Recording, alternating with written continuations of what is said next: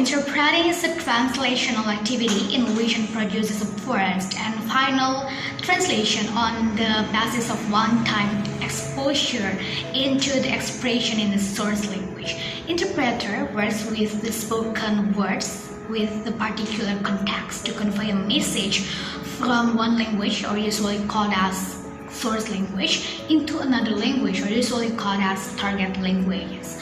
This process is slightly different with the process of translation, as translator deals with written text and their activities to transfer the linguistic entities from one language into their equivalent on the other language.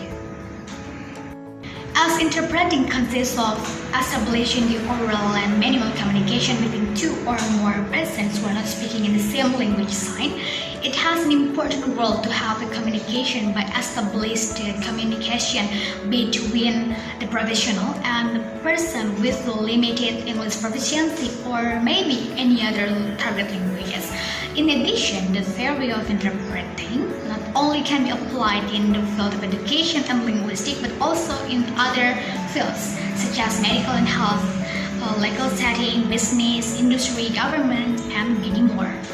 Well, the process of interpreting is closely related to the human's memory and our capability in language production, which will be further explained by these following slides.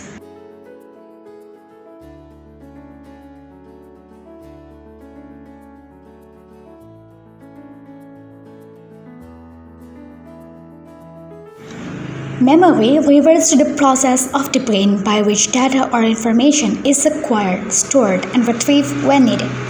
Memory is essential to all our lives because, of course, we will process and store a lot of information in our lifetime. We will not be able to function in the present or move forward without relying on our memory. Scientists have varying the types of memories, including implicit memory, procedural memory, which is a subset of implicit memory, explicit memory, semantic memory, and episodic memory.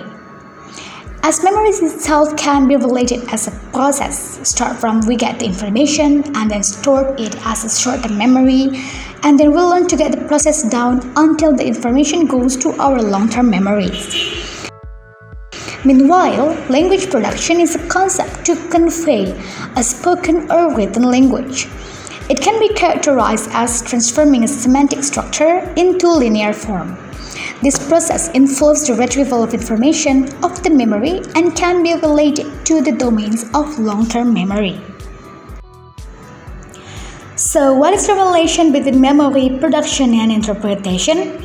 Well, as what we described, that interpretation is the process needed in communication and very related to language and other cognitive skills.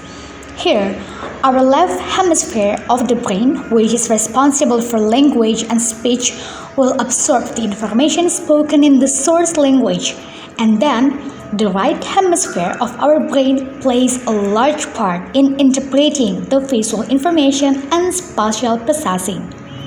During this process, our memory is extremely important so that interpreters are able to perform simultaneous or consecutive interpretation. Short term is based especially on the actual hearing of sound on source language, while the long term help the interpreters to genuinely understand and convey the message accurately so they are able to well produce the process of interpretation in the target language. In conclusion, good memories, both the long-term and the short-term memories, are tremendously essential in this work, not only in the process of retaining the information, but also processing and conveying the information. A good memory is also kindly affecting the proficiency of the language we are working on. Apart from the vocabulary and also the linguistic structure, the interpreter should always train and improve his or her memory and also capability in language production so they can understand the work in producing an accurate and professional result in communication. Well, that's all I could explain. Hope it will be beneficial for all of us, and